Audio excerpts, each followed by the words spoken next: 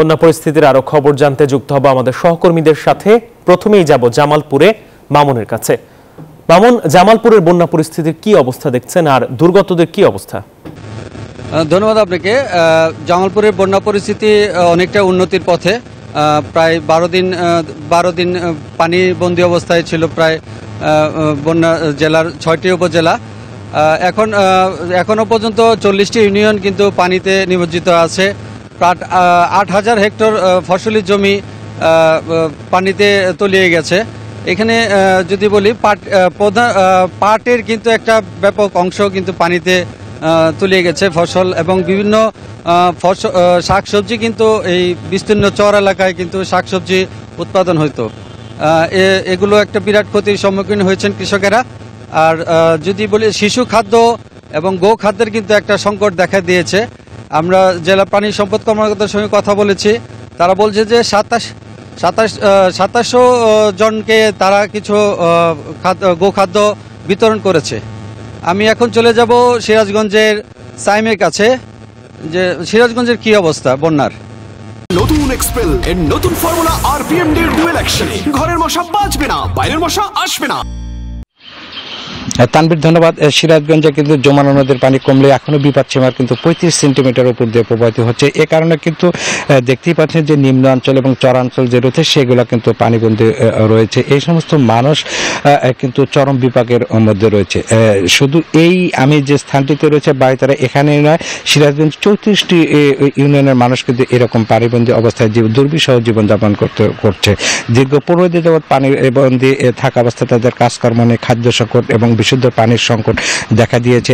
সবসময় পানিতে থাকার কারণে তাদের হাত পা ঘাস, ডায়রিয়া এবং পানিবাহিত রোগে আক্রান্ত হচ্ছে। এছাড়াও কিন্তু এই দীর্ঘ 15 দিন কিন্তু 6,500 হেক্টর ফসল কিন্তু পানিতে তলিয়ে থাকায় নষ্ট হয়ে যাওয়া কৃষকরা ক্ষতিগ্রস্ত হচ্ছে। এছাড়াও কিন্তু যে যমুনা অরক্ষিত অঞ্চল রয়েছে সেখানেও কিন্তু তীব্র ভাঙন শুরু হয়েছে। ভাঙনের কারণে কিন্তু প্রতিদিন নিঃস্ব হচ্ছে হাজার হাজার মানুষ। এক সময়ের যারা ধনী ছিল তারা কিন্তু আসলে ফকির হয়ে যাচ্ছে। এই বন্যা কবলিতের মধ্যে জেলা প্রশাসন থেকে যে ত্রাণ সামগ্রী বিতরণ করা হয়েছে তা কিন্তু একেবারেই অপ্রতুল। মাত্র 10 কেজি করে চাউল বরাদ্দ দেওয়া হয়েছে, কিন্তু জনপ্রতিনিধিরা তারাও কিন্তু বলছেন যে বন্যা কবলিত মানুষের চেয়ে কিন্তু ত্রাণের সংখ্যা কম। এই অবস্থায় কিন্তু সরকারি এবং বেসরকারি সহযোগিতা কামনা করছে বন্যা কবলিতরা। এই ছিল আমার কাছে সিরাজগঞ্জ থেকে বন্যা পরিস্থিতি সর্বশেষ। আমরা চলে যাবো আমাদের আরো সহকর্মী রয়েছে কুড়িগ্রামের সূর্যের কাছে। সূর্য, ধন্যবাদ সাহেব। আপনি যেটা বলছিলেন ঠিক একই অবস্থা বিরাজ করছে কুড়িগ্রামে গতকাল থেকে সবকটি নদ নদীর পানি কমে যেতে শুরু করছে। এই মুহূর্তে ব্রহ্মপুত্র নদের পানি সকাল 6টায় 19 সেন্টিমিটার উপর দিয়ে প্রবাহিত হচ্ছে এবং দুধকুমার নদীর পানি এই মুহূর্তে সমান্তরালে অবস্থান করছে। এই রকম যখন পরিস্থিতি, তখন আমরা বানভাসী মানুষের কাছে আমরা কথা বলে যেটা জেনেছি, পানি কমলেও তাদের কিন্তু দুর্ভোগ কমেনি। বিশেষ করে রোগ ব্যাধি এখন ব্যাপক হারে দেখা দিচ্ছে। বিশেষ করে শিশুরা সারাদিন পানির মধ্যে অবস্থান করায় তারা বিভিন্ন রোগে আক্রান্ত হচ্ছে। এছাড়াও যারা মেইনল্যান্ডে অবস্থান করছে তাদের অভিযোগ যে সবাই ত্রাণ পেলেও আমরা কিন্তু কোনো ত্রাণ পাচ্ছি না। আমরা সরকারিভাবে কথা বলে জেনেছি প্রায় 2 লাখ মানুষ পানিবন্দী, এর মধ্যে প্রায় 75,000 মানুষ ত্রাণের আওতায় আসলে এখনো প্রায় 1.5 লক্ষাধিক মানুষ ত্রাণের আওতায় আসেনি।